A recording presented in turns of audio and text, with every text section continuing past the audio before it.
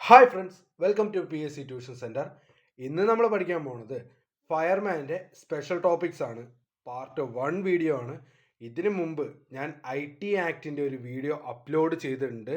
അത് എല്ലാ പരീക്ഷകൾക്കും എന്ന് വെച്ചാൽ 10th level, +2 level, degree level എന്നീ 3 പരീക്ഷകൾക്കും ഉപകാരപ്പെടുന്ന വീഡിയോ ആണ്. സോ അത് കാണാത്തവർ തീർച്ചയായും അതൊന്ന് കാണുക, അത് കണ്ട് പഠിക്കുക. ഓക്കെ, ഇനി നമുക്ക് ഫയർമാൻ്റെ സ്പെഷ്യൽ ടോപ്പിക്ക് ഞാൻ ഇന്ന് തുടങ്ങുവാണ്. മാക്സിമം ഈ ഫയർമാൻ്റെ സ്പെഷ്യൽ ടോപ്പിക്ക് കംപ്ലീറ്റ് ആയിട്ട് ഞാൻ എടുത്തു തീർക്കാൻ ശ്രമിക്കാം. സോ അതിന് വേണ്ടത് നിങ്ങളുടെ സപ്പോർട്ട് മാത്രമാണ്. സോ നിങ്ങൾ എന്ത് ചെയ്യുക, നിങ്ങളുടെ കൂട്ടുകാരിലേക്ക് ഈ വീഡിയോ ഷെയർ ചെയ്യുക. ഇങ്ങനെ ഒരുത്തൻ സ്പെഷ്യൽ ടോപ്പിക്ക് എടുക്കാൻ തുടങ്ങിയിട്ടുണ്ട്, നമുക്ക് അത് കണ്ടു പഠിക്കാമെന്ന് പറഞ്ഞ് നിങ്ങളുടെ ഫ്രണ്ട്സിലേക്ക് ഷെയർ ചെയ്യുക. മാക്സിമം എന്നെക്കൊണ്ട് കഴിയുന്ന വിധം മാക്സിമം പരീക്ഷയ്ക്ക് മുമ്പ് തന്നെ എല്ലാ സ്പെഷ്യൽ ടോപ്പിക്കും എന്ന് വെച്ചാൽ ഫയർമാനുമായി ബന്ധപ്പെട്ട് മാക്സിമം എല്ലാ ക്ലാസ്സുകളും പ്രൊവൈഡ് ചെയ്യാൻ ഞാൻ ശ്രമിക്കാം. അതേപോലെ തന്നെ എക്സൈസും സിവിൽ പോലീസ് ഓഫീസറിൻ്റെ സ്പെഷ്യൽ ടോപ്പിക്സും എടുക്കുന്നതായിരിക്കും. ഓക്കെ, ഒട്ടും തന്നെ ലാഗില്ലാണ്ട് ഇന്നത്തെ വീഡിയോയിലേക്ക് പോവാം. ഇവിടെ ആദ്യം തന്നെ എന്താണ് ജ്വലനം എന്നാണ് ചോദിച്ചിരിക്കുന്നത്. ജ്വലനശീലമുള്ള ഒരു വസ്തു അന്തരീക്ഷത്തിലെ ഓക്സിജനുമായി സംയോജിച്ച് താപവും പ്രകാശവും പുറത്തുവിടുന്ന രാസപ്രവർത്തനത്തിനെയാണ് അഗ്നി അഥവാ ജ്വലനം എന്ന് പറയുന്നത്. നമുക്കറിയാം, കത്താൻ സഹായിക്കുന്ന വാതകമാണെന്ത്, ഓക്സിജൻ എന്ന് പറയുന്നത്. ഓക്കെ, എന്താണ് കത്താൻ സഹായിക്കുന്ന വാതകമാണ് ഓക്സിജൻ എന്ന് പറയുന്നത്. അപ്പോൾ ഓക്സിജനുമായിട്ട് റിയാക്ട് ചെയ്തിട്ടായിരിക്കും ഓരോന്നും ജ്വലിക്കുന്നത്. അതേപോലെ തന്നെ ജ്വലനം എന്താണ്, ഒരു താപമോചക രാസപ്രവർത്തനമാണ്.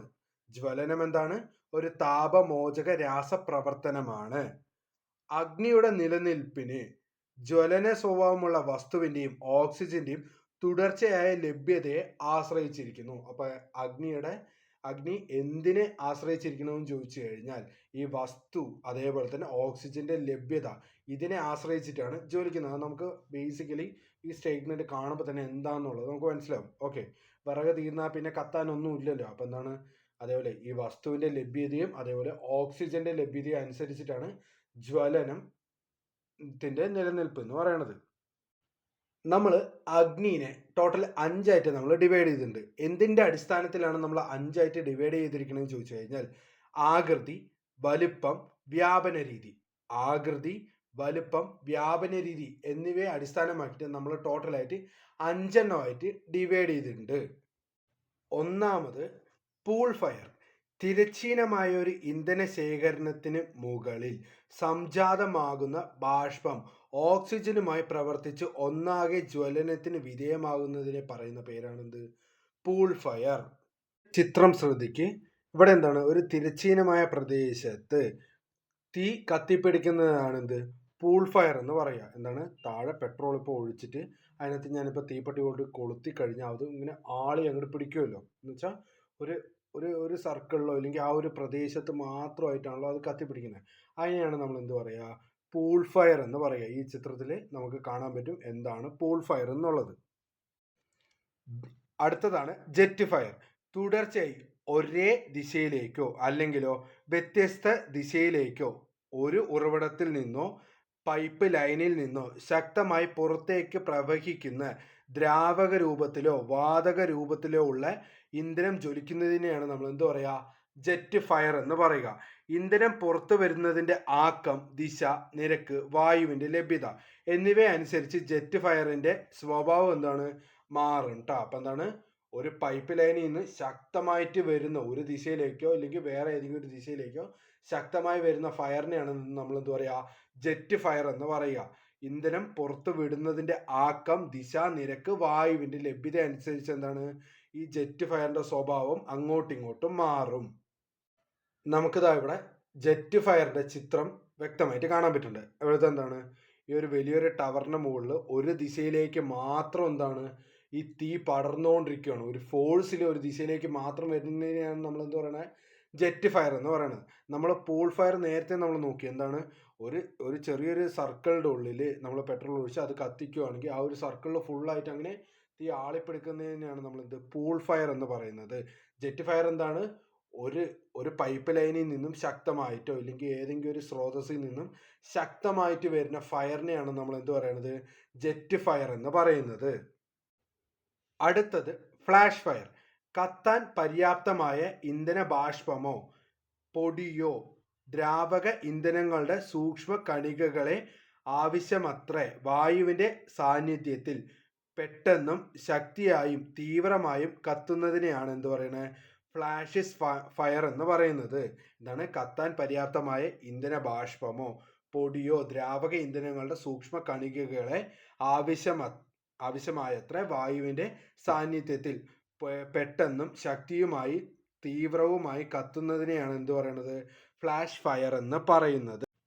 ഇവിടെ നിങ്ങൾക്ക് വ്യക്തമായിട്ട് കാണാൻ പറ്റും എന്താണ് ഫ്ലാഷ് ഫയർ എന്നുള്ളത്. ഒരു ബിൽഡിംഗ് അങ്ങനെ പൊട്ടിത്തെറിക്കണ പോലെ കത്തിക്കൊണ്ടിരിക്കണം, ഇതാണ് എന്ത്, ഫ്ലാഷ് ഫയർ. പെട്ടെന്ന് എന്താണ് ഇങ്ങനെ കത്തിപ്പിടിക്കുന്നതിനാണ് നമ്മൾ എന്താ പറയുന്നത്, ഫ്ലാഷ് ഫയർ. ഓക്കെ, ഇതെങ്ങനെ പറഞ്ഞ് ഡിസ്ക്രൈബ് ചെയ്യേണ്ടതെന്ന് എനിക്കറിയില്ല. സോ നിങ്ങൾക്ക് ഈ ചിത്രം കാണുമ്പോൾ തന്നെ എന്താണ് ഫ്ലാഷ് ഫയർ എന്നുള്ള ഒരു ഐഡിയ കിട്ടും. അപ്പോൾ നമ്മൾ പൂൾ ഫയർ പഠിച്ചു, ജെറ്റ് ഫയർ പഠിച്ചു, ഇതെപ്പോൾ എന്താണ് ഫ്ലാഷ് ഫയറും പഠിച്ചു.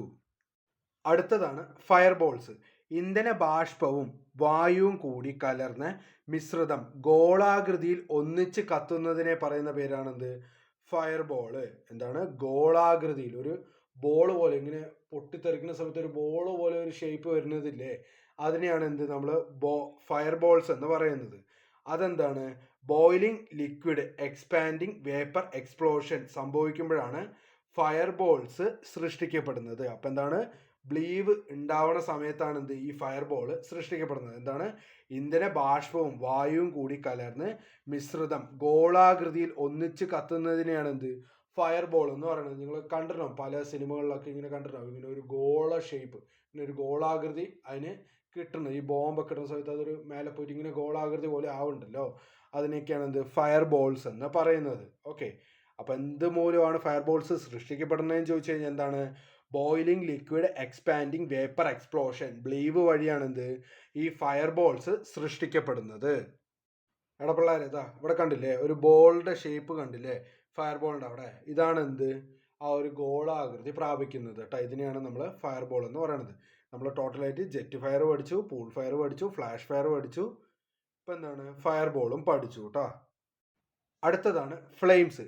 ഏതാണ്ട് മുഴുവൻ ജ്വലന പ്രക്രിയകളും സംഭവിക്കുന്നത് ബാഷ്പാവസ്ഥയിലാണ്. എന്താണ്, ഏതാണ്ട് മുഴുവൻ ജ്വലന പ്രക്രിയകളും സംഭവിക്കുന്ന എന്ത് അവസ്ഥയിലാണ്, ബാഷ്പാവസ്ഥയിലാണ്.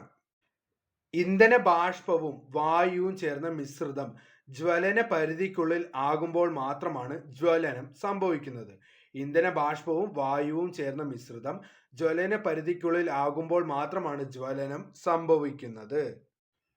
ഒരു മെഴുകുതിരി കത്തുന്ന രാസപ്രവർത്തനത്തിൽ മെഴുകിൽ അടങ്ങിയിരിക്കുന്ന കാർബൺ ആറ്റങ്ങൾ ചുട്ടുപഴുത്ത് തിളങ്ങുകയും അതേപോലെ തന്നെ ജ്വാലയിൽ നിന്നും ചൂട് വികിരണം ചെയ്യുകയും ചെയ്യുന്നു.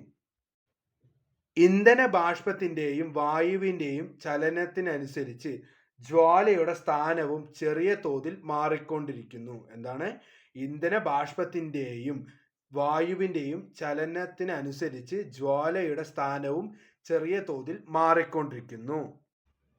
ഇന്ധന ബാഷ്പവും വായുവും തമ്മിൽ കലരുന്നതിനെയാണ് നമ്മൾ എന്ത് പറയുക, ഡിഫ്യൂഷൻ എന്ന് പറയുക. ഇന്ധന ബാഷ്പവും വായുവും തമ്മിൽ കലരുന്നതിനെ നമ്മൾ എന്ത് പറയും, ഡിഫ്യൂഷൻ എന്ന് പറയും. ഇന്ധന ബാഷ്പവും വായുവും തമ്മിൽ കലരുന്നതിനെ നമ്മൾ എന്ത് പറയും, ഡിഫ്യൂഷൻ എന്ന് പറയും.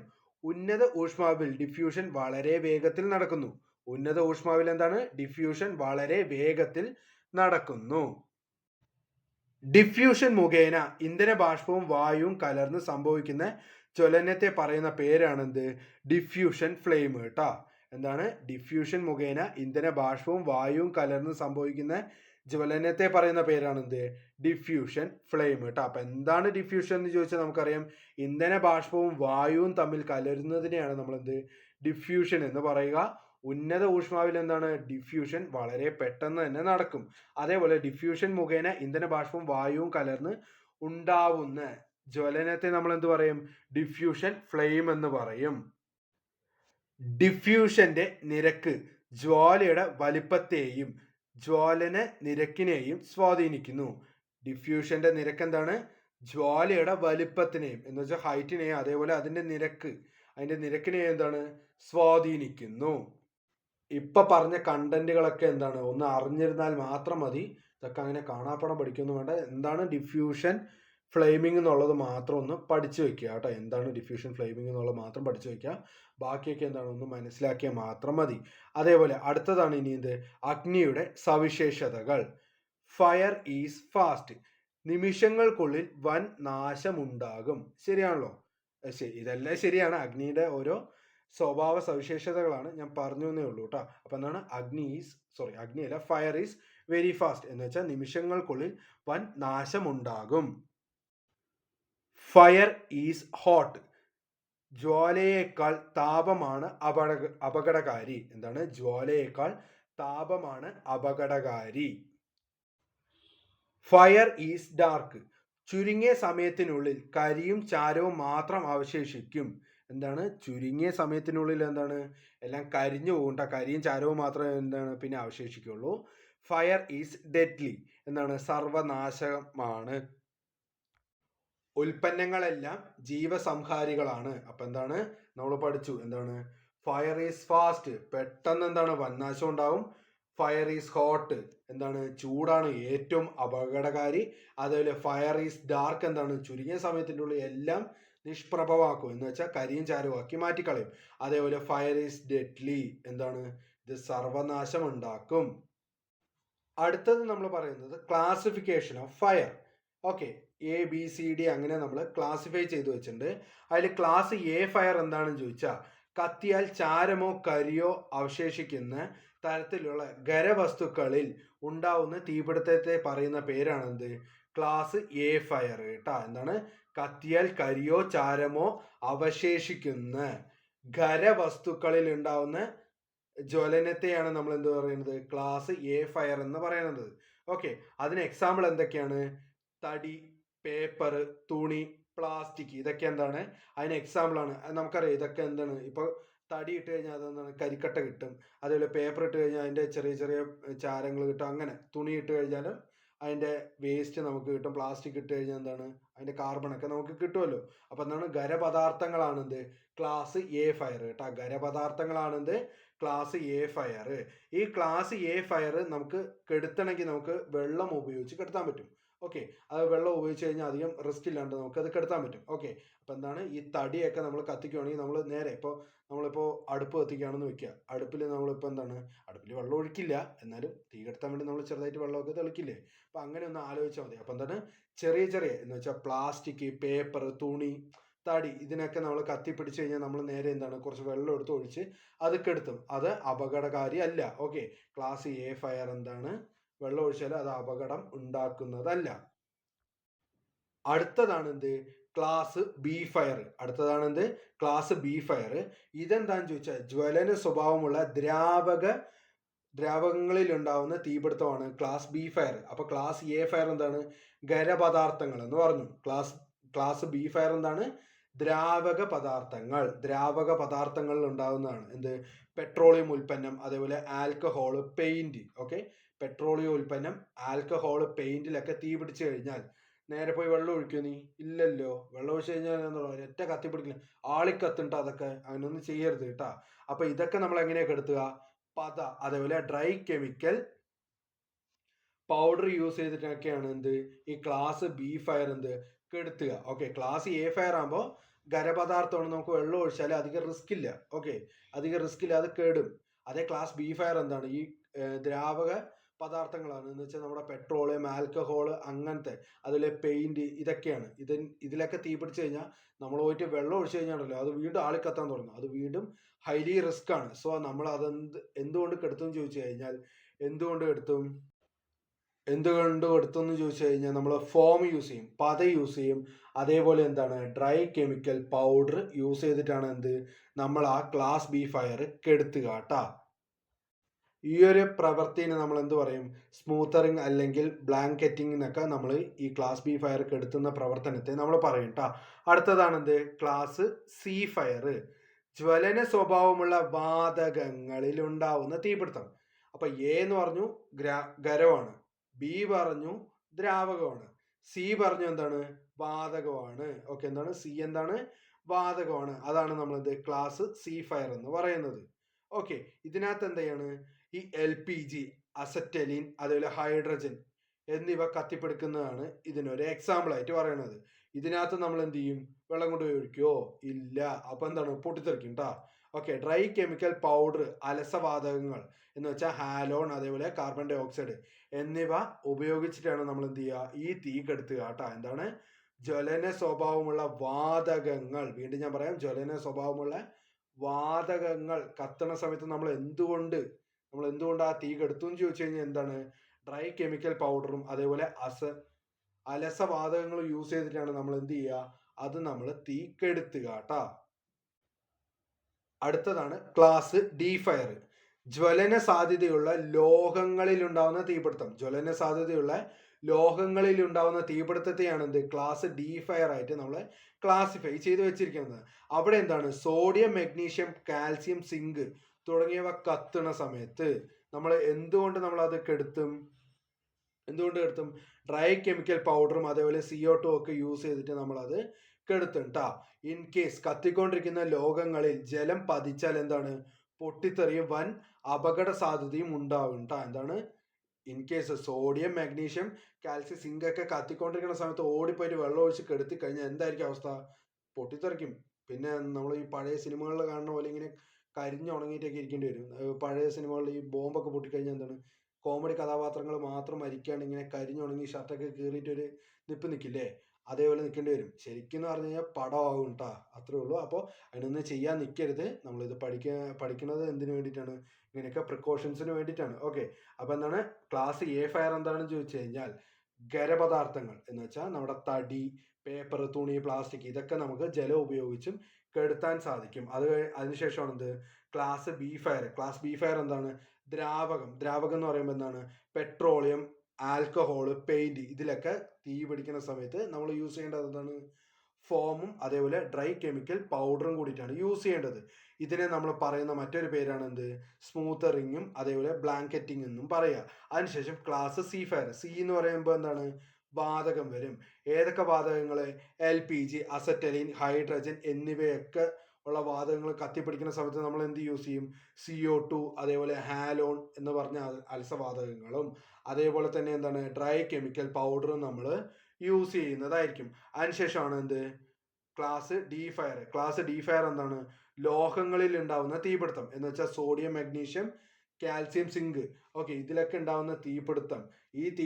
ഇങ്ങനെ ഈ ഒരു ക്ലാസ് ഡി ഫയർ നടക്കുന്ന സമയത്ത് നമ്മൾ പോയിട്ട് വെള്ളം ഒഴിക്കാൻ നിന്ന് കഴിഞ്ഞാൽ എന്തുണ്ടാവും? അത് വൻ തോതിൽ അത് പൊട്ടിത്തെറിക്കും, വൻ അപകടം ഉണ്ടാക്കും. അത് കുറയ്ക്കാൻ വേണ്ടി, ഇല്ലെങ്കിൽ ഈ ഒരു ക്ലാസ് ഡി ഫയർ കെടുത്താൻ വേണ്ടിയിട്ട് നമ്മൾ യൂസ് ചെയ്യണതാണ് എന്ത്? ഡ്രൈ കെമിക്കൽ പൗഡർ അതേപോലെ CO2 ഒക്കെ കേട്ടാ. Class E fire. അമിതമായി ഊർജവൽക്കരിക്കപ്പെട്ട ഇലക്ട്രോണിക് ഉപകരണങ്ങളിൽ ഉണ്ടാവുന്ന തീപിടുത്തമാണെന്ത്? Class E fire. ഇ എന്ന് പറയുമ്പോൾ ഇലക്ട്രോണിക് ആയിട്ട് കണക്ട് ചെയ്യുക. എന്താണ്? അമിതമായിട്ട് ഇപ്പോൾ നമ്മുടെ ഫോണൊക്കെ പൊട്ടിത്തെറിക്കണതൊക്കെ നിങ്ങൾ കണ്ടിട്ടുണ്ടാവും. ഓക്കെ. അതൊക്കെ എന്താണ്? ക്ലാസ് ഇ ഫയറുമായിട്ട് ബന്ധപ്പെട്ടതാണ്. ജ്വലനം തന്നെ രണ്ട് രീതിയിൽ സംഭവിക്കുന്നുണ്ട്. ഒന്ന് സ്മോൾഡറിംഗ് ഫയർ. എന്താണ്? ഖരപദാർത്ഥങ്ങളുടെ ഉപരിതലത്തിലെ തന്മാത്രകൾ നേരിട്ട് ഓക്സിജനുമായി പ്രതിപ്രവർത്തിച്ചിട്ടാണ് എന്ത്? ഈ സ്മോൾഡറിംഗ് ഫയർ ഉണ്ടാവുന്നത്. എന്താണ്? ഖരപദാർത്ഥങ്ങളുടെ ഉപരിതലത്തിലെ തന്മാത്രകൾ നേരിട്ട് ഓക്സിജനുമായി പ്രതിപ്രവർത്തിച്ചുകൊണ്ട് ഉണ്ടാവുന്ന ഫയറാണ് വേപ്പർ ഫേസ് ഫയർ. ഭൂരിഭാഗം പദാർത്ഥങ്ങളും ബാഷ്പാവസ്ഥയിലേക്ക് മാറിയതിന് ശേഷമാണ് കത്തുന്നത്. എന്താണ്?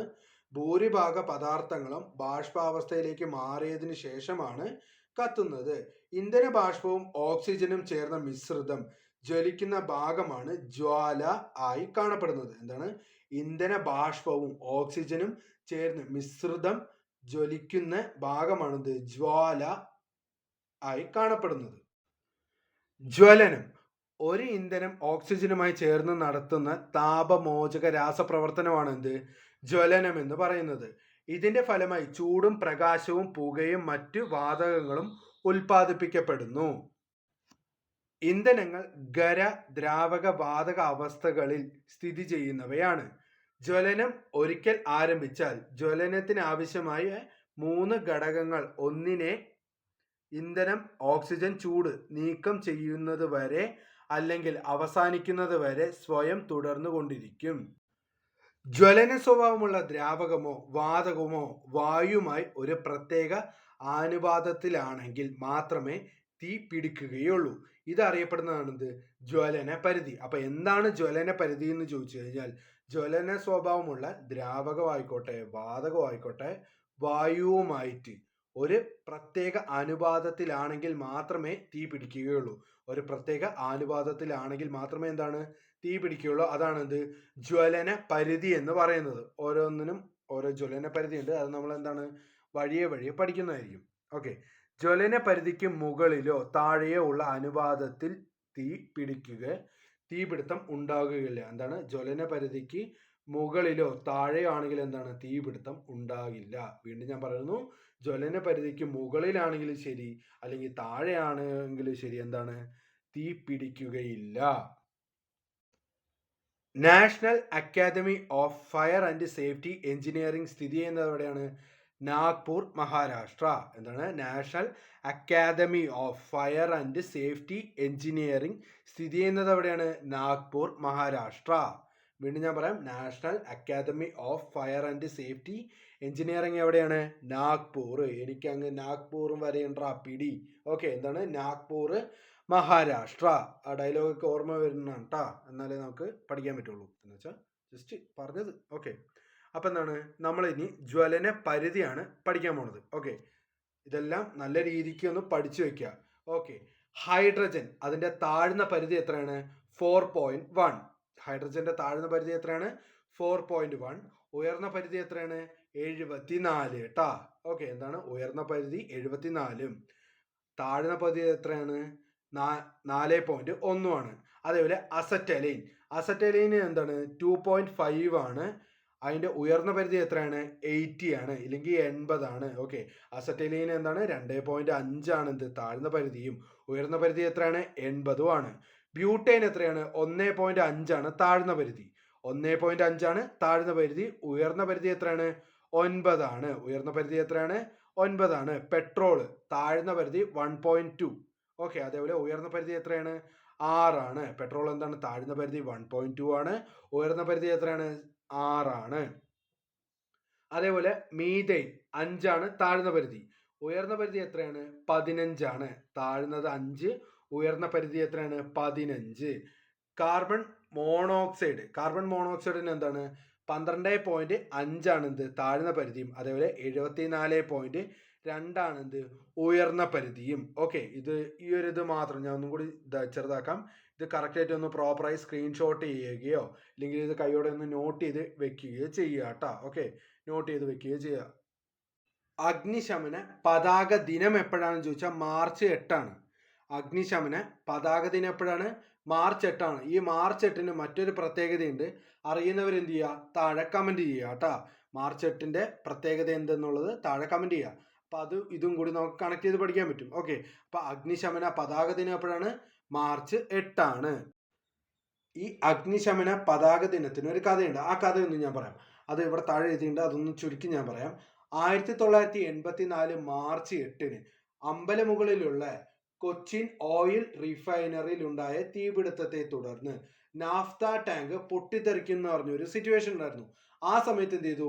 അവിടുത്തെ ജീവനക്കാരൊക്കെ ഭയങ്കരമായിട്ട് കഷ്ടപ്പെട്ട് അത് തടഞ്ഞു. അവരുടെ ധീരമായ പ്രവർത്തനത്തെ തുടർന്ന് ആ ഒരു വലിയൊരു അപകടം ഇല്ലാതെയായി.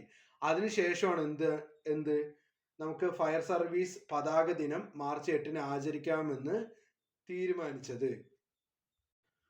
രാസപ്രവർത്തന വേഗത അനുസരിച്ച് ജ്വലനം വിവിധ തരത്തിലുണ്ട്. ദ്രുതഗതിയിലുള്ള ജ്വലനം കുറഞ്ഞ സമയത്തിനുള്ളിൽ വളരെയധികം താപവും പ്രകാശവും പുറപ്പെടുവിക്കുന്നതിനെയാണ് നമ്മളെന്ത് ദ്രുതഗതിയിലുള്ള ജ്വലനം എന്ന് പറയുന്നത്. ഇതിന് എക്സാമ്പിൾ എന്താണ്? ഇന്ധനങ്ങൾ കത്തുന്നത്.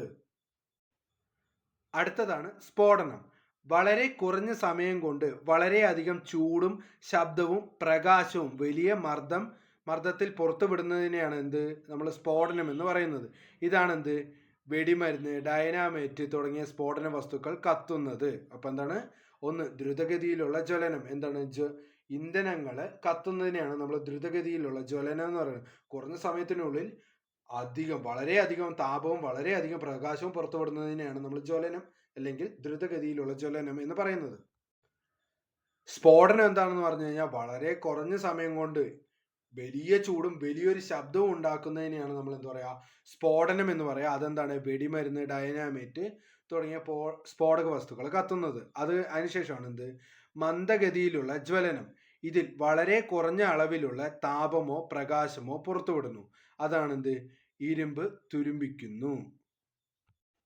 ദേശീയ അഗ്നിശമന ദിനം എപ്പോഴാണെന്ന് ചോദിച്ചാൽ എപ്പോഴാണ്?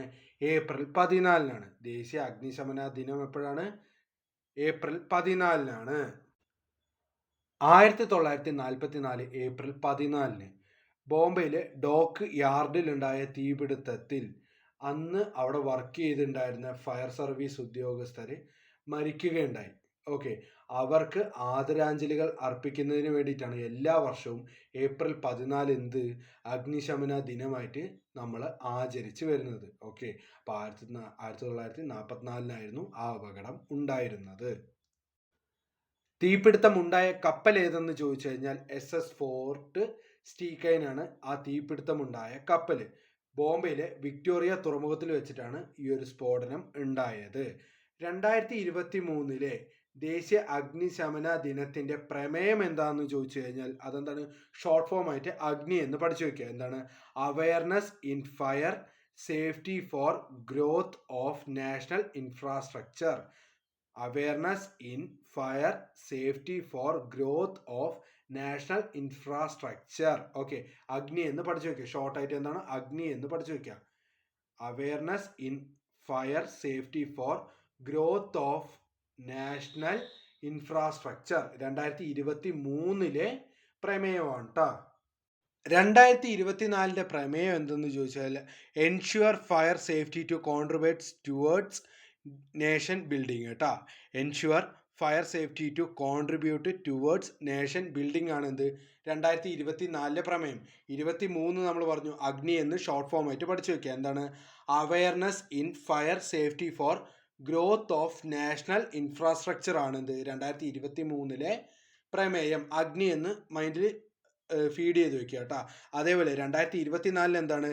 Ensure fire safety to contribute towards nation building ആണെന്ത് 2024 പ്രമേയം. എന്തായാലും പരീക്ഷ 2025 ഏപ്രിലിന് ശേഷം തന്നെ ആയിരിക്കും. അപ്പോൾ ആ സമയത്ത് എന്താണ് 2025 ഏപ്രിൽ 14 എന്താണ് ആ സമയത്തെ പ്രമേയം കൂടി നോട്ട് ചെയ്ത് വെക്കുക. എന്താണെന്ന് ഞാൻ അപ്ഡേറ്റ് ചെയ്യാം, കൺഫേം ആയിട്ട് ഞാൻ അപ്ഡേറ്റ് ചെയ്യാം. നമ്മുടെ ഇൻസ്റ്റാഗ്രാം പേജിലോ ഇല്ലെങ്കിൽ നമ്മുടെ കമ്മ്യൂണിറ്റി ടാബിലോ ഞാൻ ആ ഒരു ഇത് ഞാൻ പ്രോപ്പറായിട്ട് അപ്ഡേറ്റ് ചെയ്യുന്നതായിരിക്കും. സോ അത് കണ്ട് പഠിക്കുക. ഇല്ലെങ്കിലും നിങ്ങളായിട്ട് എന്തായിരുന്നു നിങ്ങളെ പഠിക്കുന്ന സമയത്തും നിങ്ങൾ അടുത്ത കൊല്ലം ബുക്കൊക്കെ വാങ്ങിക്കുമ്പോൾ അതിനകത്തും ഉണ്ടാവും. ഓക്കെ, അപ്പം നിങ്ങളും എന്താണ് കറക്റ്റായി പ്രോപ്പറായി പഠിക്കുക.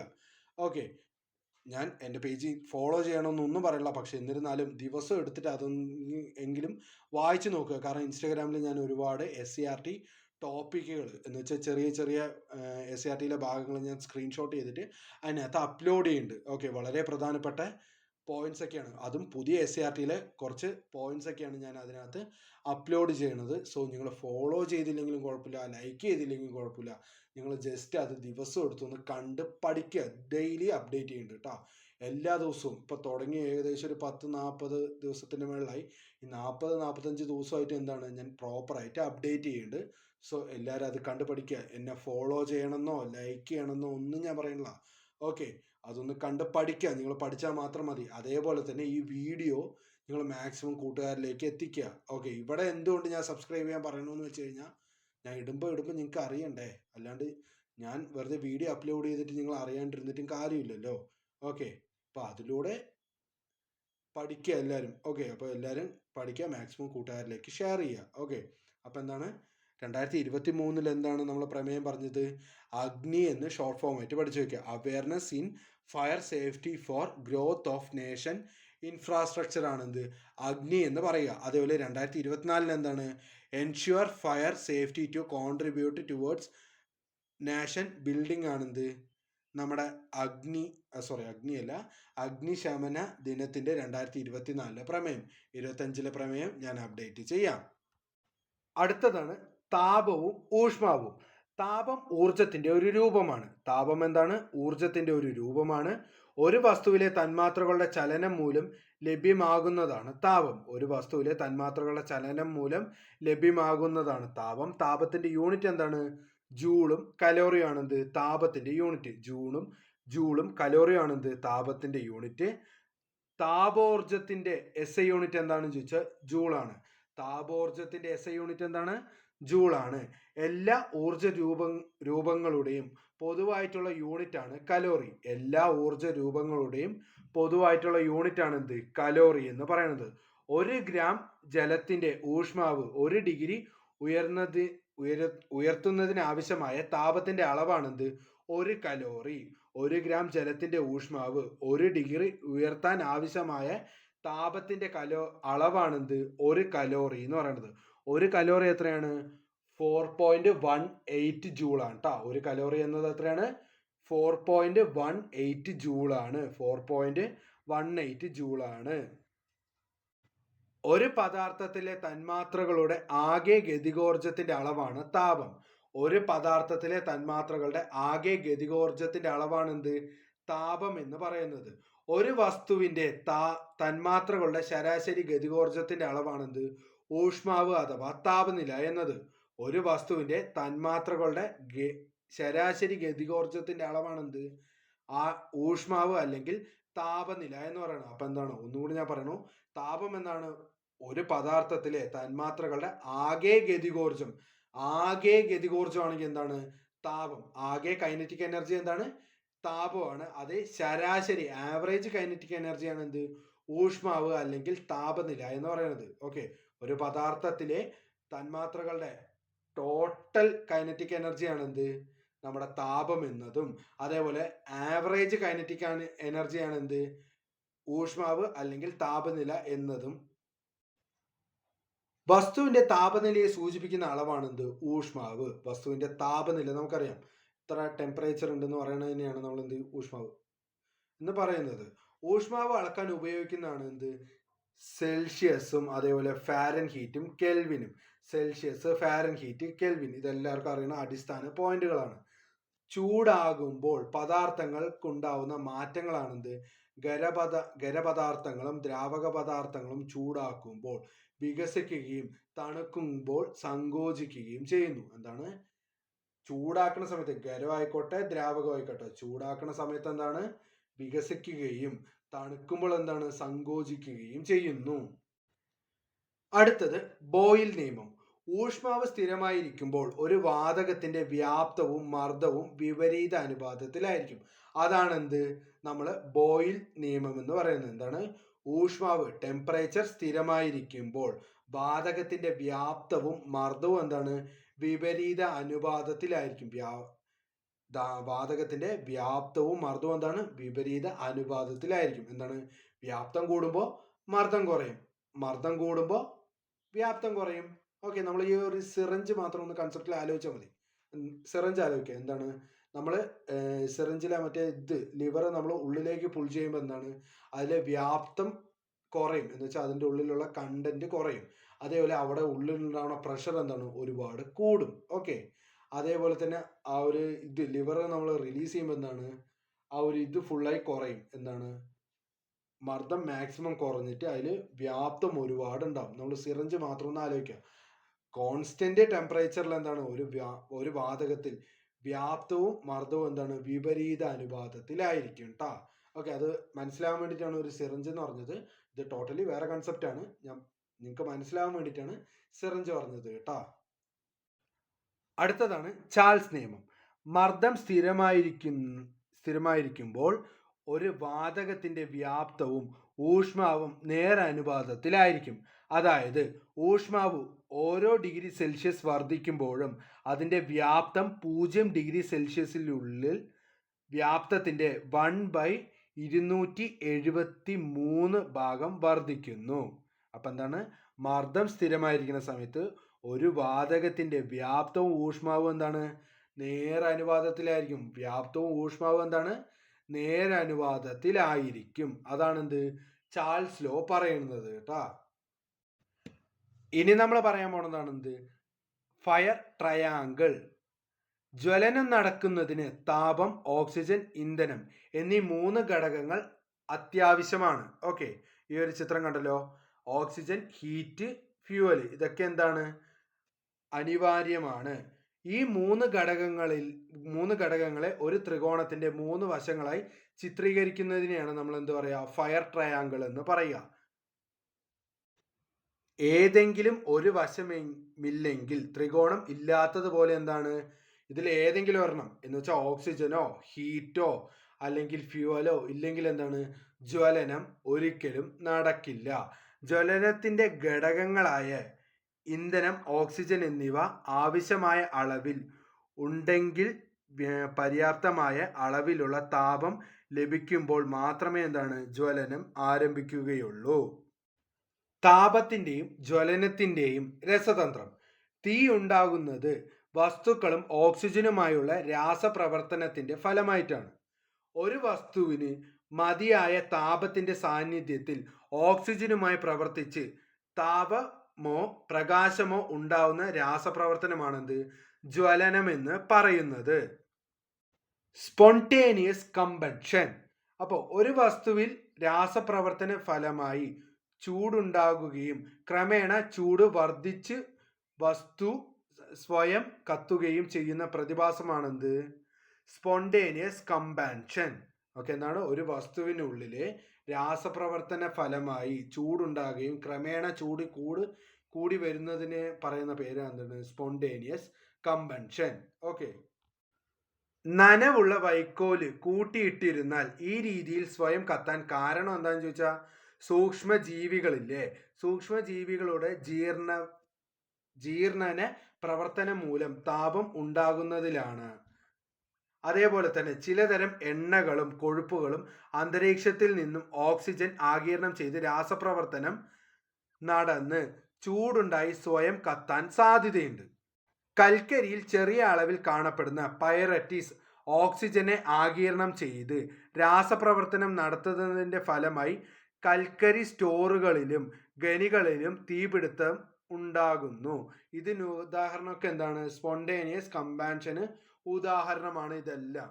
ഓക്കെ, നനഞ്ഞ വൈക്കോല് കത്തുന്നതായിക്കോട്ടെ, അതേപോലെ തന്നെ ചില സമയങ്ങളിൽ എണ്ണകളും കൊഴുപ്പുകളും ഓക്സിജൻ ആഗിരണം ചെയ്യുന്ന അപ്പോൾ കത്തുന്നതും ആയിക്കോട്ടെ, അതേപോലെ തന്നെ കൽക്കരി ഖനികളിൽ തീ പിടിക്കുന്നതായിക്കോട്ടെ, ഇതൊക്കെ എന്താണ്, നമ്മുടെ സ്പോണ്ടേനിയസ് കമ്പൻഷന് ഉദാഹരണമാണ്. Heat capacity. ഒരു വസ്തുവിന്റെ ഊഷ്മാവ് 1 ഡിഗ്രി ഉയർത്തുന്നതിന് ആവശ്യമായ താപത്തിന്റെ അളവിനെയാണ് നമ്മൾ എന്ത് പറയുക, ഹീറ്റ് കപ്പാസിറ്റി എന്ന് പറയുക, അല്ലെങ്കിൽ താപധാരിത എന്നും പറയുക, താപധാരിത എന്ന് പറയുക. യൂണിറ്റ് എന്താണ്, ജൂൾ പെർ ഡിഗ്രി സെൽഷ്യസ് ആണ് കേട്ടോ. ഓക്കെ, എന്താണ്, ഹീറ്റ് കപ്പാസിറ്റിന്റെ യൂണിറ്റ് എന്താണ്, ജൂൾ പെർ ഡിഗ്രി സെൽഷ്യസ് ആണ്. എന്താണ്, ഒരു വസ്തുവിന്റെ ഊഷ്മാവ് 1 ഡിഗ്രി ഉയർത്തുന്നതിന് ആവശ്യമായ താപത്തിന്റെ അളവാണെന്ത്, ഹീറ്റ് കപ്പാസിറ്റി. അതിന്റെ യൂണിറ്റ് എന്താണ്, ജൂൾ പെർ ഡിഗ്രി സെൽഷ്യസ്. അതേപോലെ സ്പെസിഫിക് ഹീറ്റ് കപ്പാസിറ്റി എന്തെന്ന് വെച്ചാൽ, 1 കിലോഗ്രാം യൂണിറ്റ് മാസ് ഉള്ള ഒരു വസ്തുവിന്റെ ഊഷ്മാവ് 1 ഡിഗ്രി സെൽഷ്യസിന് ഉയർത്താൻ ആവശ്യമായ താപമാണ് എന്ത്, നമ്മുടെ സ്പെസിഫിക് ഹീറ്റ് കപ്പാസിറ്റി എന്ന് പറയുന്നത്. 1 കിലോഗ്രാം മാസ് ഉള്ള ഒരു വസ്തുവിന്റെ ഊഷ്മാവ് 1 ഡിഗ്രി സെൽഷ്യസ് ഉയർത്തുന്നതിന് ആവശ്യമായ താപമാണെന്ത്, നമ്മുടെ സ്പെസിഫിക് ഹീറ്റ് കപ്പാസിറ്റി എന്ന് പറയുന്നത്. സ്പെസിഫിക് ഹീറ്റ് കപ്പാസിറ്റിന്റെ യൂണിറ്റ് എന്താണെന്ന് ചോദിച്ചാൽ, joule per kilogram degree Celsius ആണ് കേട്ടോ. Joule per kilogram degree Celsius ആണ്. അതേ നമ്മുടെ ഹീറ്റ് കപ്പാസിറ്റിന്റെ കാര്യത്തിൽ നമ്മൾ എന്ത് പറഞ്ഞു, ജൂൾ പെർ ഡിഗ്രി സെൽഷ്യസ് ആണ്, ജൂൾ പെർ ഡിഗ്രി സെൽഷ്യസ് ആണ്. അതുവേ സ്പെസിഫിക് ഹീറ്റ് കപ്പാസിറ്റിന്റെ കാര്യത്തിൽ എന്താവും, joule per kilogram degree Celsius എന്നാവും. അതേപോലെ നമ്മുടെ സ്പെസിഫിക് ഹീറ്റ് കപ്പാസിറ്റി ഏറ്റവും കൂടുതലുള്ള വസ്തു ഏതാണ്, ജലമാണ്. ഓക്കെ, എന്താണ്, നമ്മുടെ സ്പെസിഫിക് ഹീറ്റ് കപ്പാസിറ്റി ഏറ്റവും കൂടുതലുള്ള വസ്തു ഏതാണ്, ജലമാണ്. വസ്തുവും അവയുടെ സ്പെസിഫിക് ഹീറ്റ് കപ്പാസിറ്റിയും. ഇതും എന്താണ്, ഒരു സ്ക്രീൻഷോട്ട് എടുത്ത് വെക്കുക കേട്ടോ. ഓക്കെ, സ്ക്രീൻഷോട്ട് എടുത്തെന്ന് വിശ്വസിക്കുന്നു. ജലത്തിന്റെ സ്പെസിഫിക് ഹീറ്റ് കപ്പാസിറ്റി എത്രയാണ്, 4200 ആണ്. ജലത്തിന്റെ സ്പെസിഫിക് ഹീറ്റ് കപ്പാസിറ്റി എത്രയാണ്, 4200 ആണ്. ഇരുമ്പാണെങ്കിൽ എന്താണ്, 460. അലുമിനിയം ആണെങ്കിൽ 900, ചെമ്പാണെങ്കിൽ 400, ഗ്ലാസ് ആണെങ്കിൽ എത്രയാണ്, 670 ആണ്. ഓക്കെ, സ്പെസിഫിക് കപ്പാസിറ്റി ഏറ്റവും കൂടുതലുള്ള വസ്തു നമ്മൾ ഏതാണെന്ന് പഠിച്ചു, ഏതാണ്, ജലമാണ്. എത്രയാണ്, 4200 ഇരുമ്പ് എത്രയാണ്? 460 അലുമിനിയം എത്രയാണ്? 900 ചെമ്പ് എത്രയാണ്? 400 ഗ്ലാസ് എത്രയാണ്? 670 ഇതെല്ലാം ഒറ്റയടിക്ക് നമുക്കൊന്നും പഠിച്ചു തീർക്കാൻ പറ്റില്ല. എന്ന് വെച്ചാൽ ഈ നമ്പേഴ്സ് ഒന്നും നമുക്ക് ഒറ്റയടിക്ക് യൂണിറ്റ് പഠിച്ചു തീർക്കാൻ പറ്റില്ല. അപ്പം നിങ്ങൾ എന്താണ് ഓരോ ദിവസം എടുത്ത് വെറുതെ വായിച്ചാൽ മതി കേട്ടോ. വെറുതെ വായിച്ചാൽ മതി, നിങ്ങൾക്ക് ഉറപ്പായിട്ട് ഈ യൂണിറ്റ് ഒക്കെ കിട്ടും. ഓപ്ഷൻ നോക്കിയിട്ടെങ്കിലും നമുക്ക് മാർക്ക് ചെയ്യാൻ സാധിക്കും കേട്ടോ. Latent heat of fusion. Latent heat of fusion എന്തെന്ന് വെച്ചാൽ 1 ഗ്രാം മാസ് ഉള്ള വസ്തു സ്ഥിരമായ ഊഷ്മാവിൽ ഖരാവസ്ഥയിൽ നിന്നും ദ്രാവക അവസ്ഥയിലേക്ക് മാറുന്നതിന് ആവശ്യമായ താപമാണത് ലേറ്റന്റ് ഹീറ്റ് ഓഫ് ഫ്യൂഷൻ. എന്താണ്? 1 കിലോഗ്രാം മാസ് ഉള്ള ഒരു വസ്തു സ്ഥിരമായ ഊഷ്മാവിൽ കോൺസ്റ്റന്റ് ടെമ്പറേച്ചറിൽ ഖരാവസ്ഥയിൽ നിന്നും ദ്രാവക അവസ്ഥയിലേക്ക് മാറുന്നതിന് ആവശ്യമായ താപമാണത് latent heat of fusion. Latent heat of fusion. ഐസിന്റെ ദ്രവീകരണ ലീന താപം എത്രയാണ്? 80 കലോറിയാണ്. ഓക്കെ, എന്ന് വെച്ചാൽ നമ്മുടെ ലേറ്റന്റ് ഹീറ്റ് ഓഫ് ഫ്യൂഷൻ എത്രയാണ്? 80 കലോറിയാണ്. ഐസിന്റെ ലേറ്റന്റ് ഹീറ്റ് ഓഫ് ഫ്യൂഷൻ എത്രയാണ്? 80 കലോറിയാണ്.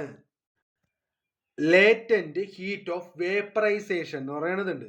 ഊഷ്മാവ് സ്ഥിരമായിരിക്കുമ്പോൾ 1 കിലോഗ്രാം ദ്രാവകം വാതക അവസ്ഥയിലേക്ക് മാറുന്നതിനെയാണ് നമ്മൾ എന്ത് പറയുക?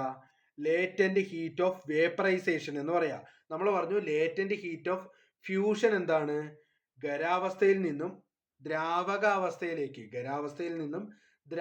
അവസ്ഥയിലേക്ക് മാറുന്നതിനെയാണ് നമ്മൾ ലേറ്റന്റ് ഹീറ്റ് ഓഫ് ഫ്യൂഷൻ എന്ന് പറഞ്ഞിരുന്നത്. അപ്പൊ ഐസിന്റെ ലേറ്റന്റ് ഹീറ്റ് ഓഫ് ഫ്യൂഷൻ എത്രയാണ്? 80 കലോറിയാണ്. അതേ ബാഷ്പീകരണം എന്ന് വെച്ചാൽ ബാഷ്പീകരണ ലീനതാപം അല്ലെങ്കിൽ ലാറ്റന്റ് ഹീറ്റ് ഓഫ് വേപ്പറൈസേഷൻ എന്തെന്ന് വെച്ച് കഴിഞ്ഞാൽ ദ്രാവകം വാതകാവസ്ഥയിലേക്ക് മാറുന്നതിനെയാണ് കേട്ടോ. ദ്രാവകം വാതകാവസ്ഥയിലേക്ക് മാറുന്നതിനെയാണ് നമ്മൾ അങ്ങനെ പറയുക. എന്ത്? ലേറ്റന്റ് ഹീറ്റ് ഓഫ് വേപ്പറൈസേഷൻ എന്ന് പറയുക.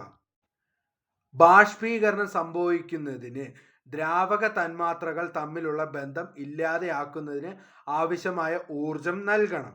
ഓക്കെ, അപ്പൊ ജലത്തിന്റെ ബാഷ്പീകരണ ലീനതാപം ഇല്ലെങ്കിൽ ലാറ്റന്റ് ഹീറ്റ് ഓഫ് വേപ്പറൈസേഷൻ എത്രയാടാ എന്ന് ചോദിച്ചാൽ എത്രയാണ്? 540 കലോറിയാണ്. ജലത്തിന്റെ ലാറ്റന്റ് ഹീറ്റ് ഓഫ് വേപ്പറൈസേഷൻ എത്രയാണ്? 540 കലോറിയാണ്. 540 കലോറിയാണ്.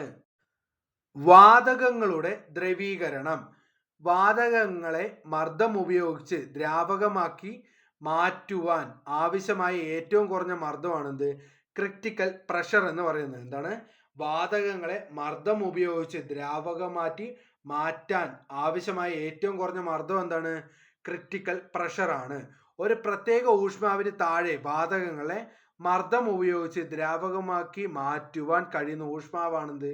ക്രിട്ടിക്കൽ ടെമ്പറേച്ചർ എന്ന് പറയുന്നത്. ഒരു പ്രത്യേക ഊഷ്മാവിന് താഴെ വാതകങ്ങളെ മർദ്ദം ഉപയോഗിച്ച് ദ്രാവകമാക്കി മാറ്റുവാൻ കഴിയുന്ന ഊഷ്മാവാണെന്ത്? ക്രിട്ടിക്കൽ ടെമ്പറേച്ചർ എന്ന് പറയുന്നത്. ക്രിട്ടിക്കൽ ടെമ്പറേച്ചർ എന്ന് പറയുന്നത്. ഉദാഹരണത്തിന് കാർബൺ ഡൈ ഓക്സൈഡിന്റെ ക്രിട്ടിക്കൽ ടെമ്പറേച്ചർ എത്രയാണെന്ന് ചോദിച്ചാൽ എത്രയാടാ? 31.1 ഡിഗ്രി സെൽഷ്യസ് ആണ്. 31.1 ഡിഗ്രി സെൽഷ്യസ് ആണ് എന്ത്? കാർബൺ ഡൈ ഓക്സൈഡിന്റെ ക്രിട്ടിക്കൽ ടെമ്പറേച്ചർ എന്ന് പറയുന്നത്. സബ്ലിമേഷൻ. എന്താണ് സബ്ലിമേഷൻ? പദാർത്ഥങ്ങളെ ചൂടാക്കുമ്പോൾ ദ്രാവകമാകാതെ നേരിട്ട് വാതകമാകുന്നതിനെയാണ് നമ്മൾ എന്താ പറയാ? സബ്ലിമേഷൻ എന്ന് പറയാ. എക്സാമ്പിളിന് കർപ്പൂരം, അയഡിൻ, അതേപോലെ ഡ്രൈ ഐസ് ഒക്കെ എന്താണ്? ഇതിന് ഒരു എക്സാമ്പിൾ ആണ്. എന്താണ്? പദാർത്ഥങ്ങളെ ചൂടാക്കുന്ന സമയത്ത് ദ്രാവകമാകാതെ നേരിട്ട് വാതകമാകുന്നതിനെയാണ് നമ്മൾ എന്ത് പറയാ? സബ്ലിമേഷൻ എന്ന് പറയുക. ഡ്രൈ ഐസ് അഥവാ ഖരാവസ്ഥയിലുള്ള കാർബൺ ഡൈ ഓക്സൈഡ് ചൂടാക്കുമ്പോൾ ദ്രാവകമാകാതെ നേരിട്ട് വാതക രൂപത്തിലാകുന്നു ട്ടാ. എന്താണ്? ഡ്രൈ ഐസ് അഥവാ ഖര രൂപത്തിലുള്ള കാർബൺ ഡൈ ഓക്സൈഡ് എന്താണ്? ചൂടാക്കുന്ന സമയത്ത് ദ്രാവകമാകാണ്ട് നേരിട്ട് എന്താണ്? വാതക രൂപത്തിൽ ആകുന്നുണ്ട്. അതിനുശേഷം എന്താണ്? Melting point. സാധാരണ മർദ്ദത്തിൽ ഒരു ഖരവസ്തു ദ്രവീകരിക്കുന്ന നിശ്ചിത താപനിലയാണ് എന്ത്? Melting point. ആ പേരിൽ തന്നെ ഉണ്ട് മെൽറ്റിംഗ് പോയിന്റ്. അപ്പൊ ഐസിന്റെ മെൽറ്റിംഗ് പോയിന്റ് എത്രയാണ്? 0 ഡിഗ്രി സെൽഷ്യസ് അല്ലെങ്കിൽ 273 കെൽവിൻ ആണ്. 0 ഡിഗ്രി സെൽഷ്യസ് അല്ലെങ്കിൽ 273 കെൽവിൻ ആണ് എന്ത്? നമ്മുടെ ഐസിന്റെ മെൽറ്റിംഗ് പോയിന്റ് എന്ന് പറയുന്നത്. അടുത്തതാണ് എന്ത്? തിളനില അല്ലെങ്കിൽ ബോയിലിംഗ് പോയിന്റ് എന്ന് പറയുന്നത്. സാധാരണ അന്തരീക്ഷ മർദ്ദത്തിൽ ഒരു ദ്രാവകം തിളച്ച് ബാഷ്പമായി തീരുന്ന നിശ്ചിത താപനിലയാണ് എന്ത് തിളനില എന്നതുകൊണ്ട് ഉദ്ദേശിക്കുന്നത്. ജലത്തിന്റെ തിളനില എത്രയാടാ? എല്ലാവർക്കും അറിയാം, 100 ഡിഗ്രി സെൽഷ്യസ്. മെൽറ്റിംഗ് പോയിന്റ് എത്രയാടാ? 0 ഡിഗ്രി സെൽഷ്യസ്. അടുത്തതാണെന്ത് ജ്വലനോഷ്മാവ്. ഒരു വസ്തു ജ്വലന സ്രോതസ്സിന്റെ സഹായമില്ലാതെ സ്വയം കത്താൻ ആവശ്യമായ ഏറ്റവും കുറഞ്ഞ ഊഷ്മാവ് ആണ് ജ്വലന ഊഷ്മാവ്. എന്താണ്? ഒരു വസ്തു ജ്വലന സ്രോതസ്സിന്റെ സഹായമില്ലാതെ സ്വയം കത്തുവാൻ ആവശ്യമായ ഏറ്റവും കുറഞ്ഞ ഊഷ്മാവാണ് എന്ത് ജ്വലന ഊഷ്മാവ്, അല്ലെങ്കിൽ ഇഗ്നേഷൻ ടെമ്പറേച്ചർ എന്നും പറയാം. Flash point. കത്താൻ പര്യാപ്തമായ ഒരു ദ്രാവകം അഥവാ വാതകവും വായുവുമായി ചേർന്ന മിശ്രിതം ഒരു ജ്വാലയുടെ സാന്നിധ്യത്തിൽ മിന്നൽ മാത്രമായി കത്തി അണയുന്നതിന് വേണ്ട കുറഞ്ഞ ഊഷ്മാവാണെന്ത് ഫ്ലാഷ് പോയിന്റ് എന്ന് പറയുന്നത്. എന്താണ് ഫ്ലാഷ് എന്ന് പറയുമ്പോൾ തന്നെ എന്താ ഒരു മിന്നൽ പോലെ അല്ലേ? മിന്നൽ പോലെ കത്തുക, അണയുക. ഓക്കെ, അതാണ് എന്ത് ഫ്ലാഷ് പോയിന്റ്. ഈ ഫ്ലാഷ് പോയിന്റ് കുറഞ്ഞ ദ്രാവകങ്ങൾ എന്താണ് ഭയങ്കര അപകടകാരികളാണ് കേട്ടോ. എന്താണ് ഈ ഫ്ലാഷ് പോയിന്റ് കുറഞ്ഞ ദ്രാവകങ്ങൾ എന്താണ് ഭയങ്കര അപകടകാരികളാണ്. ഫ്ലാഷ് പോയിന്റിനേക്കാൾ കുറഞ്ഞ ഊഷ്മാവിൽ ഇവ സംഭരിച്ച് അപകട സാധ്യത കുറയ്ക്കാം. എന്താണ് ഫ്ലാഷ് പോയിന്റിനേക്കാൾ കുറഞ്ഞ ഊഷ്മാവിൽ ഇവ സംഭരിച്ച് അപകട സാധ്യത കുറയ്ക്കാൻ നമ്മളെ കൊണ്ട് സാധിക്കും. അടുത്തതാണെന്ത് ഫയർ പോയിന്റ്. കത്താൻ പര്യാപ്തമായ ഒരു ദ്രാവകം അല്ലെങ്കിൽ വാതകം വായുവുമായി ചേർന്ന് ഒരു മിശ്രിതം ഒരു ജ്വാലയുടെ സാന്നിധ്യത്തിൽ തുടർച്ചയായി കത്തിപ്പടരുന്നതിന് വേണ്ട ഊഷ്മാവാണിത് ഫയർ പോയിന്റ് എന്ന് പറയുന്നത്. കത്താൻ പര്യാപ്തമായ ഒരു ദ്രാവകമോ വാതകമോ വായുവുമായി ചേർന്ന് മിശ്രിതം ഒരു ജ്വാലയുടെ സാന്നിധ്യത്തിൽ തുടർച്ചയായി കത്തിപ്പടരുന്നതിന് ആവശ്യമായ കുറഞ്ഞ ഊഷ്മാവാണെന്ത് ഫയർ പോയിന്റ് എന്ന് പറയുന്നത്. ഇതും ഒരു സ്ക്രീൻഷോട്ട് എടുത്ത് വെക്കാൻ മറക്കരുത് കേട്ടോ. അല്ലെങ്കിൽ നിങ്ങൾ നോട്ട് ചെയ്ത് വെക്കുന്നില്ലെങ്കിൽ നിങ്ങളുടെ കയ്യിൽ ഈ ഒരു ബുക്ക് ഉണ്ടാവും. ഓക്കെ, സ്പെഷ്യൽ ടോപ്പിക്കിന്റെ ബുക്ക് ഉണ്ടാവും. അതിനകത്ത് എന്താണ് മാർക്ക് ചെയ്ത് വെക്കുക. ഓക്കെ, ദ്രാവകം അല്ലെങ്കിൽ വാതകം അതിന്റെ ഫ്ലാഷ് പോയിന്റും അതേപോലെ ജ്വലന ഊഷ്മാവും തമ്മിലുള്ള റേഷ്യോസ് ആണ് ഇവിടെ എഴുതിയിരിക്കുന്നത്. പെട്രോൾ എത്രയാണ്? -45.1 ഡിഗ്രി സെൽഷ്യസ്. അതിന്റെ ജ്വലന ഊഷ്മാവ് എത്രയാണെന്ന് ചോദിച്ചാൽ 246 degree Celsius to 257 degree Celsius വരെയാണ് എന്ത് പെട്രോളിന്റെ ജ്വലന ഊഷ്മാവ് വരുന്നത്. ഡീസൽ ആണെങ്കിൽ എത്രയാണ്? -52 ഡിഗ്രി സെൽഷ്യസും ജ്വലന ഊഷ്മാവ് എത്രയാണ്? 256 ഡിഗ്രി സെൽഷ്യസുമാണ്. മണ്ണെണ്ണയാണെങ്കിൽ എത്രയാണ്? 38 ഡിഗ്രി സെൽഷ്യസ് മുതൽ 47 ഡിഗ്രി സെൽഷ്യസ് വരെയാണ് എന്ത് അതിന്റെ ഫ്ലാഷ് പോയിന്റ് വരിക. അതേപോലെ ജ്വലന ഊഷ്മാവ് എത്രയാണ് വരുന്നത്? 254 degree Celsius to 260 degree Celsius വരെയാണ് എന്ത് അതിന്റെ ജ്വലന ഊഷ്മാവ് വരുന്നത്. ഈത്തൈൻ ആൽക്കഹോൾ എത്രയാണെന്ന് ചോദിച്ചു കഴിഞ്ഞാൽ 16 ഡിഗ്രി സെൽഷ്യസും ജ്വലന ഊഷ്മാവ് എത്രയാണ്? 423 ഡിഗ്രി സെൽഷ്യസുമാണ്. ബ്യൂട്ടൈൻ ആണെങ്കിൽ -60 ഡിഗ്രി സെൽഷ്യസും ജ്വലന ഊഷ്മാവ് എത്രയാണ്? 430 ഡിഗ്രി സെൽഷ്യസും ആണ്. ബെൻസീൻ എത്രയാണ്? -11.1 ഡിഗ്രി സെൽഷ്യസും ജ്വലന ഊഷ്മാവ് എത്രയാണ്? 587 ഡിഗ്രി സെൽഷ്യസും ആണ്. ഫിനോൾ എത്രയാണ്? 78.4 ഡിഗ്രി സെൽഷ്യസ് മുതൽ അല്ലെങ്കിൽ 4 ഡിഗ്രി സെൽഷ്യസ്. അതേപോലെ ജ്വലന ഊഷ്മാവ് എത്രയാണ്? 750 ഡിഗ്രി സെൽഷ്യസ് വരെയാണെന്ത് ജ്വലന ഊഷ്മാവ് വരുന്നത്. താപപ്രേക്ഷണ രീതികൾ. ഉയർന്ന ഊഷ്മാവുള്ള സ്ഥലത്ത് നിന്നും താഴ്ന്ന ഊഷ്മാവുള്ള സ്ഥലത്തേക്കുള്ള താപം പ്രസരിക്കുന്ന പ്രതിഭാസം അറിയപ്പെടുന്നത് താപപ്രേഷണം, അല്ലെങ്കിൽ മെത്തേഡ് ഓഫ് ഹീറ്റ് ട്രാൻസ്ഫർ എന്നാണ്. ഉയർന്ന ഊഷ്മാവുള്ള സ്ഥലത്ത് നിന്നും താഴ്ന്ന ഊഷ്മാവുള്ള സ്ഥലത്തിലേക്ക് പോകുന്നതിനെ അറിയപ്പെടുന്നതാണ് എന്ത് method of heat transfer. Conduction. എന്താണ് കണ്ടക്ഷൻ? ഒരു വസ്തുവിലുള്ള താപം ഒരു തന്മാത്രയിൽ നിന്നും അടുത്ത തന്മാത്രയിലേക്ക് നീങ്ങി ഒരിടത്ത് നിന്നും മറ്റേ അറ്റത്തേക്ക് വ്യാപിക്കുന്നതിനെയാണ് ചാലനം എന്ന് പറയുക, അല്ലെങ്കിൽ കണ്ടക്ഷൻ എന്ന് പറയുക. ഓക്കെ, എന്താണ് ഒരു വസ്തുവിലുള്ള താപം ഒരു തന്മാത്രയിൽ നിന്നും വേറൊരു തന്മാത്രകൾക്ക് കൈമാറി ഒരറ്റത്ത് നിന്നും മറ്റേ അറ്റത്തേക്ക് വ്യാപിക്കുന്നതിനെയാണ് നമ്മൾ എന്ത് പറയുക? ചാലനം എന്ന് പറയുക. ചാലനം കൂടുതലായും ഖരവസ്തുക്കളിലാണ് സംഭവിക്കുന്നത്. ലോഹങ്ങൾ ചൂടാക്കുമ്പോൾ ഈ രീതിയിലുള്ള ചൂട് വ്യാപിക്കുന്നു. നമ്മൾ പണ്ട് SCRT പഠിച്ചിട്ടുണ്ടാവും, എനിക്ക് തോന്നുന്നു 9ാം ക്ലാസ്സിലാണെന്ന് തോന്നുന്നു. ഒരു ചെറിയൊരു ഇരുമ്പ്, ഇരുമ്പല്ല, നമ്മുടെ ഈ ആക്സോ ബ്ലേഡ് അല്ലേ, ആക്സോ ബ്ലേഡ് നമ്മൾ മെഴുകുതിരി കത്തിച്ചു കഴിഞ്ഞാണല്ലോ, അവിടെ ഒരറ്റത്തായിരിക്കും നമ്മൾ മെഴുകുതിരിയിൽ ആ തീ കൊണ്ട് കത്തിക്കുക. അപ്പോൾ അതിൻ്റെ ചൂട് എന്താണ്, ഈ ആക്സോ ബ്ലേഡ് ഫുള്ളായിട്ട് നമുക്ക് വ്യാപിക്കും. അതൊക്കെ എന്താണ്, ഈ ചാലനത്തിന് ഉദാഹരണമാണ്. ചാലനം ഏതിൽ മാത്രമേ നടക്കുള്ളൂ, ഖരപദാർത്ഥങ്ങളിൽ മാത്രമേ ചാലനം നടക്കുകയുള്ളൂ. അടുത്തതാണ് എന്ത്, സംവഹനം അല്ലെങ്കിൽ കൺവെക്ഷൻ. എന്താണ്, ദ്രാവകങ്ങളിലും വാതകങ്ങളിലും ചൂട് വ്യാപിക്കുന്ന മാർഗമാണിത് സംവഹനം അല്ലെങ്കിൽ കൺവെക്ഷൻ. എന്താണ്, ദ്രാവകങ്ങളിലും വാതകങ്ങളിലും ചൂട് വ്യാപിക്കുന്നതിനെയാണ് നമ്മൾ എന്ത് പറയുക, കൺവെക്ഷൻ എന്ന് പറയുക. ഇവയുടെ ഒരു ഭാഗത്ത് ചൂടാക്കുമ്പോൾ അത് വികസിക്കുകയും തന്മാത്രകളുടെ ചലനം മൂലം താപം മൊത്തത്തിൽ വ്യാപിക്കുകയും ചെയ്യുന്നു. എന്താണ്, ഇവിടെ ഒരു ഭാഗത്ത് എന്താണ്, ചൂടാക്കുന്ന സമയത്ത് അത് വികസിക്കുകയും തന്മാത്രകളുടെ ചലനം മൂലം താപം മൊത്തത്തിൽ വ്യാപിക്കുകയും ചെയ്യുന്നു. വെള്ളം ചൂടാക്കുമ്പോൾ ഈ രീതിയിലാണ് ചൂട് വ്യാപിക്കുന്നത്. വെള്ളം ചൂടാക്കുമ്പോൾ എന്താണ്, ഈ രീതിയിലാണ് എന്ത് വ്യാപിക്കുന്നത്. അപ്പോൾ വെള്ളം ചൂടാക്കുമ്പോൾ നമുക്കറിയാം, ഈ താഴ്ന്നുള്ള കുമിളകൾ മേലെ വന്ന് ഇതാവണതൊക്കെ അറിയാം. സോ അങ്ങനെ ഒന്ന് പഠിച്ചു വെക്കുക. അതേപോലെ കടൽക്കാറ്റും കരക്കാറ്റും ഉണ്ടാകുന്നതിന് കാരണം എന്താണ്, ഈ സംവഹനമാണ് കേട്ടോ. എന്താണ്, കടൽക്കാറ്റും കരക്കാറ്റിനും എന്താ കാരണം, സംവഹനമാണ്. ഓക്കെ, സംവഹനമാണ്. അത് കഴിഞ്ഞിട്ടാണ് എന്ത്, വികിരണം വരുന്നത്. ഓക്കെ, സൂര്യനിൽ നിന്നും ഭൂമിയിലേക്ക് ചൂട് വ്യാപിക്കുന്ന രീതിയാണെന്ത്, വികിരണം. അതിന് ഇംഗ്ലീഷ് പറഞ്ഞാൽ തന്നെ അറിയാം, എന്താണ്, റേഡിയേഷൻ. ഓക്കെ, സൂര്യനിൽ നിന്നും ഭൂമിയിലേക്ക് ചൂട് വ്യാപിക്കുന്ന രീതിയാണെന്ത്, വികിരണം എന്ന് പറയുന്നത്. ചൂടിന്റെ ഉറവിടത്തിൽ നിന്നും താപകിരണങ്ങൾ മാധ്യമം ആവശ്യമില്ലാതെ തന്നെ നേർരേഖയിൽ സഞ്ചരിച്ച് മറ്റു വസ്തുക്കളിൽ എത്തി അവയെ ചൂടുപിടിപ്പിക്കുന്ന പ്രതിഭാസമാണെന്ത്, വികിരണം എന്ന് പറയുന്നത്. സൂര്യതാപത്താൽ ഭൂമി ചൂടുപിടിക്കുന്നത് സൗരവികിരണത്തിന് ഒരു എക്സാമ്പിൾ ആണ്. ഇതോടെ ഈ ഒരു സെഷൻ അവസാനിക്കുകയാണ്.